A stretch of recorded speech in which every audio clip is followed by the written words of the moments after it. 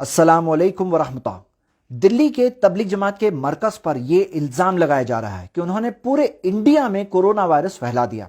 Main stream media headlines carry कर रही है कि यह कोरोना जिहाद चल रहा है और धर्म के नाम पर अधर्म चल रहा है। ट्विटर पर ऐसी ट्रेंड्स चल रही है। आइए देखते हैं हकीकत क्या है। मैं आपके सामने जो बात रख रहा हूं इसके प्रूफ के तौर पर कमेंट्स में और डिस्क्रिप्शन में 22 लिंक्स मैंने दिया है, उसमें मेरी बातों का प्रूफ है। 3 तरह के इल्जाम लगाए जा रहे हैं। सबसे पहला इल्जाम कि इतने सारे लोग वहां क्या कर रहे हैं अभी। दूसरा इल्जाम कि 13 से 15 मार्च उन्होंने जो प्रोग्राम रखा था वो प्रोग्राम रखा क्यों। और तीसरा इल्जाम वहां फॉरेनर्स क्यों थे। आइए हम तीनों सवालों का जवाब देखते हैं। पहला सवाल कि यहां इतने सारे लोग क्यों मौजूद हैं, तो उन्होंने इस बात का जवाब दिया है। प्रूफ के तौर पे लेटर्स पेश कर दिए। लेटर्स ओपनली अवेलेबल है, मीडिया में आप देख सकते हैं कि उन्होंने बता दिया है कि उन्होंने एसडीएम और डीएम को लेटर्स दिया था, कोशिश की थी कि ये लोगों को वहां से वेकेट किया जा सके, उन्हें पासेस मिल सके। सबसे बुनियादी बात यह है कि जब 24 तारीख को जब हमारे प्राइम मिनिस्टर ने 21 डेज का लॉकडाउन अनाउंस किया तो कोई एडवांस नोटिस दिया था? अगर दिया होता तो बात होती थी, तो ब्लेम कर सकते थे। लेकिन जब एडवांस नोटिस नहीं दिया कि 3 दिन 4 दिन 5 दिन का नोटिस है, जहां कहीं पहुंचना है पहुंच जाओ, उसके बाद बाहर नहीं मिलना, तो बात थी। लेकिन जब एडवांस नोटिस नहीं था, इसी वजह से लाखों लोग घर से बेघर हो गए। उन्हें अपने डेस्टिनेशन तक पहुंचने में ट्रेन्स बंद मिली, बसेस बंद मिली, चल रहे हैं, पैदल पहुंच रहे हैं, खाने का इंतजाम नहीं है। इतना बड़ा ह्यूमैनिटेरियन क्राइसिस क्रिएट हो गया। जिस तरह से नोटबंदी के टाइम पर कोई एडवांस नोटिस नहीं था, इस बार भी कोई एडवांस नोटिस नहीं था, और इस वजह से सारे प्रॉब्लम्स हुए। इस वजह से तबलीग जमात वालों का भी प्रॉब्लम हुआ।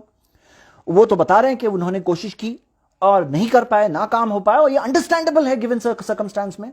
उन्होंने कोट किया है कि मोदी जी ने कहा था, 21 तारीख की बात है, कि जो जहां है वहीं रहे। 28 तारीख को केजरीवाल ने कहा था जो जहां है वहीं रहे। दोनों के रेफरेंसेस मैंने लिंक में दिया है। तो ये एक मजबूरी की बात है। अगर हम इन्हें ब्लेम कर रहे हैं तो क्या हम आनंद विहार में जो लोग जमा हो गए थे, क्या उनको भी ब्लेम करेंगे? अरे कोई शौकिया थोड़ी जमा हुआ था, कोई वहां कोरोना वायरस के वायलेशन के लिए खास थोड़ी जमा हुआ था। वो मजबूर लोग हैं ना, जो लाखों लोग पैदल चल पड़े हैं। मजबूरी का मामला है। क्या वो लोग इसी तरह से क्या ऐसे ही जमा हो रहे हैं? नहीं, मजबूरी के तहत जमा हो रहे हैं।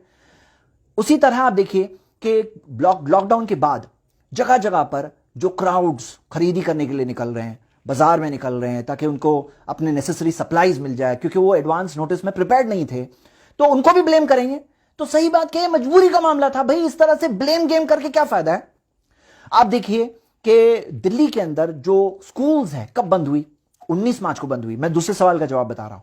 दूसरा सवाल जो ये है ना कि 13 से 15 मार्च का प्रोग्राम क्यों रखा गया, तो आपको पता है वो प्रोग्राम नहीं, 13 से 15 मार्च नहीं, कॉलेजेस में, स्कूल्स में, सर्टेन स्कूल्स में प्रोग्राम चल रहे थे इस तरह के। 19 मार्च को जाके स्कूल्स बंद की गई दिल्ली में। 18 मार्च की बात है, इंटरव्यू आता है तिरुपति के मंदिर का। वो बताते हैं कि हमें डेली के पिछले हफ्ते में 30,000 लोग एवरेज रोज के मिले हैं जो हमारे इस मंदिर में आए हैं तिरुपति में। 30,000 की बात कर रहे हैं, 18 मार्च की बात कर रहे हैं आप। उसी तरह देखिए 14 मार्च की बात है, गौ मूत्र की पार्टी हुई, वो भी गलत है। आप देखिए 21 से 23 मार्च की बात है, जब एमपी में गवर्नमेंट फॉर्म हो रही थी, उसकी इमेजेस कई सारी मौजूद है कि क्राउड जमा हुए थे, सेलिब्रेशन वगैरह, और गवर्नमेंट फॉर्मेशन के टाइम पर मिलना, मुबारकबादी। तो क्या कोरोना वायरस का सोशल डिस्टेंसिंग नहीं फॉलो हो रहा था तभी? आप खुद देखो 22 तारीख की बात है, जिस दिन जनता कर्फ्यू था, उस दिन की बात है, लोग थालियां बैंग करते हुए निकले थे। तो वो क्या था मामला? क्या हम इसके अंदर भी एक रिलीजियस इशू बनाएंगे? आप खुद देखो कि 25 तारीख की बात है, 25 मार्च की बात है, योगी आदित्यनाथ ने राम मंदिर के ताल्लुक से एक प्रोग्राम में शरीक हुए थे वहां पर, और वहां पे भी ऑडियंस जमा थी। तो सोशल डिस्टेंसिंग फॉलो हो रही थी? नहीं हो रही थी। जो फॉरेनर्स की बात हो रही है कि वहां फॉरेनर्स क्यों जमा थे, तो क्या हम सब भूल गए कि भाई फॉरेनर्स क्या सिर्फ वही थे? फॉरेनर्स पूरे इंडिया में आ रहे थे। कब तक? 13 मार्च की बात है। 13 मार्च जाकर गवर्नमेंट ने वीजा इशू करना बंद किया, उसके बाद आना बंद हुए। उससे पहले जो लोग एंटर हो चुके थे, 13 मार्च तक अंदर एंटर हो चुके थे, वो अंदर थे। आप खुद देखिए 15 मार्च की बात है कि उड़ीसा ने रेगुलेट किया, फॉरेनर्स को रेगुलेट किया कि वहां पर श्री जगन्नाथ का टेंपल और ऐसी कई सारे हिस्टोरिक साइट्स है, वहां पर जाने में फॉरेनर्स को रेगुलेट किया। 15 मार्च, 13 से 15 मार्च का अगर हम उनके ऊपर एतराज उठा रहे हैं, तो 15 मार्च का उड़ीसा पे भी एतराज उठेगा क्या? आप खुद देखो कि 13 मार्च का गवर्नमेंट ने क्यों स्टॉप नहीं किया। और क्या हम वो सारे बड़े बड़े पर्सनालिटीज को भूल गए, फॉरेन टूर करके आने वालों को भूल गए, जो कनिका कपूर वगैरह जो कोरोना वायरस पॉजिटिव टेस्ट हुए? क्या हम पूरा के पूरा ब्लेम अभी तबलीग जमात के ऊपर डालने वाले हैं? ये इंसाफ की बात है क्या? आप खुद देखिए कि इंडिया के अंदर जो इतने जो केसेस कहीं पर पॉजिटिव मिल रहे हैं, उसके पीछे भी एक बात है। आप ये बात को समझे प्लीज। देखिए इंडिया एक वो ऐसी कंट्री है दुनिया की जहां पे सबसे कम टेस्टिंग हुई, वन ऑफ द कंट्रीज जहां सबसे कम कोरोना वायरस टेस्टिंग हुई। कितना कम? 10 लाख लोगों में 18 लोगों का रेफरेंस नीचे मौजूद है। 18 लोग 10 लाख लोगों में। अब ये जहां टेस्टिंग ज्यादा होगी वो ग्रुप के अंदर ज्यादा लोग पॉजिटिव निकलेंगे। मिसाल के तौर पे आप कोई मंदिर को ले लो, और नहीं करना चाहिए रिलीजियस तौर पे टारगेट ऐसा, लेकिन अगर कहीं पे किया जाए तो वहां आपको वो टारगेट सर्कल में ज्यादा लोग मिलेंगे, जहां टेस्टिंग ज्यादा होगी वहां ज्यादा लोग पॉजिटिव निकलेंगे। तो हमें समझना चाहिए कि इस चीज के अंदर हम एज अ कंट्री क्या कर रहे हैं।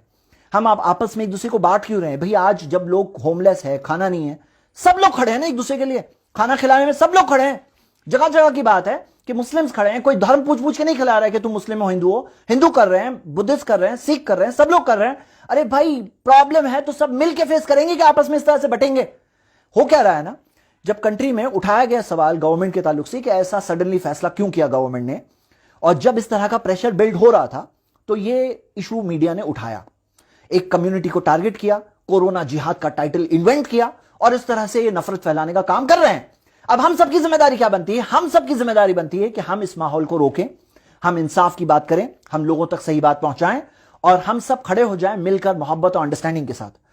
इस तरह से हम इस कंट्री को बचाने की कोशिश कर सकते हैं कोरोना वायरस से। आखिर में कुरान का एक वर्स बोल के खत्म करूंगा, सूरह मायदा सूरह फ़ा आयत नंबर 8। इसके अंदर आता है कि किसी भी कौम की नफरत तुम्हें उन पर जुल्म की तरफ आमादा ना कर दे।